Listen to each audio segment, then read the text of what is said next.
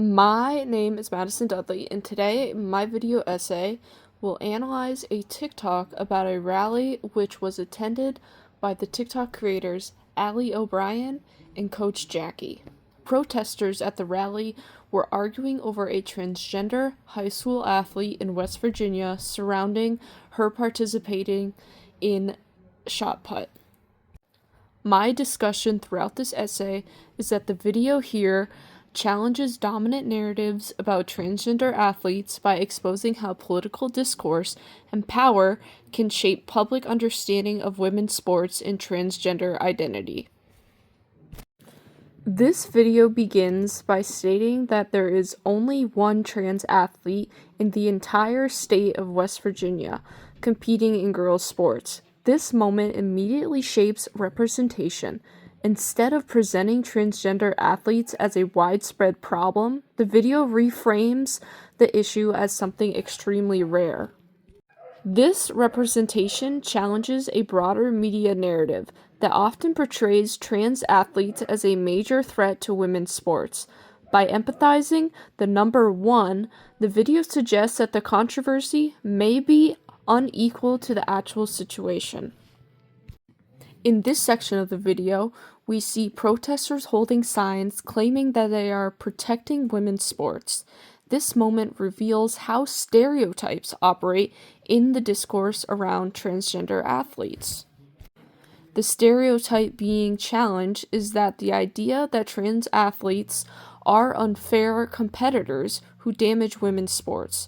The video complicates this stereotype by questioning whether the protesters actually engage with women's sports at all. You name 5 professional women's athletes? No. Do you watch women's sports? No, but I don't watch any sports. In this section, the interviewer repeatedly asks protesters if they can name 5 professional women's athletes, which all of them cannot. This moment highlights epistemology, or how knowledge is produced and validated. The protesters claim authority to defend women's sports, but the video reveals that their knowledge about women's sports is very limited. Because they cannot name female athletes or say that they watch women's sports, their authority to speak on the issue becomes questionable. This connects to power/knowledge, a concept that suggests knowledge and power reinforce each other. People who claim knowledge about an issue gain authority within public discourse. In this video, that authority is challenged. From a protester's quote saying, "I'm here to protect women's sports," this statement shows how discourse shapes the conversation. The phrase "protect women's sports" is a part of a larger political discourse used in media and politics. Discourse determines how issues are framed and what concerns are seen as legitimate. In this case, the discourse frames transgender participation as a threat that requires protection. However, the video attempts to disrupt that discourse by exposing contradictions in the protesters' knowledge. Trans kids didn't hike your rent. Billionaires did. Immigrants didn't make your groceries more expensive. Billionaires did. Immigrants also didn't make your healthcare unaffordable, and trans people didn't ship jobs overseas. The ultra-rich did. Billionaires scapegoat marginalized people to hide their greed. Don't fall for it. At this moment, the video shifts focus from sports to economic inequality. The creator argues that marginalized groups are used as scapegoats. This moment reveals how power operates. According to the video's argument, powerful economic actors benefit when public attention is directed towards cultural conflicts rather than structural issues like wealth inequality. By redirecting the discussion to billionaires and economic systems, the video reframes the power structure behind the discourse. They are worried about the wrong 1%. This statement further emphasizes the argument about power. The phrase suggests that public attention is focused on a small, marginalized group instead of wealthy elites who hold structural power.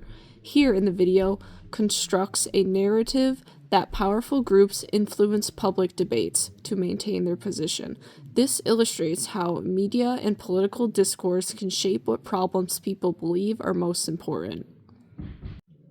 The creator of this video describes their own experiences playing sports with transgender athletes and describes the experience as normal and enjoyable. This introduces subjectivity. Subjectivity refers to how personal experiences shape perspective and understanding. By sharing their own experience, the creator positions themselves as someone with direct knowledge of the issue.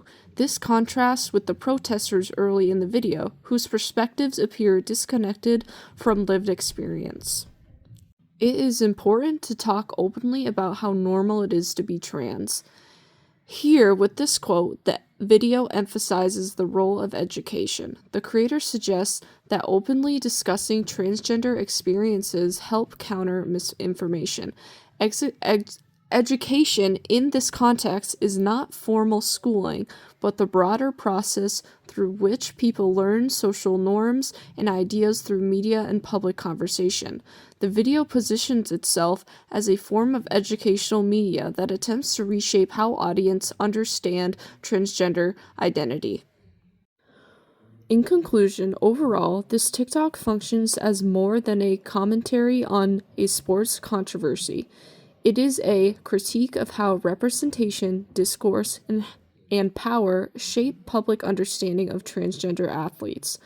By challenging stereotypes, questioning the knowledge of protesters, and introducing personal experience, the video attempts to shape the narrative about transgender participation in sports. Ultimately, the video argues that public debates are not only about sports or identity, but also about who has the power to define truth, shape discourse, and control what society views as important.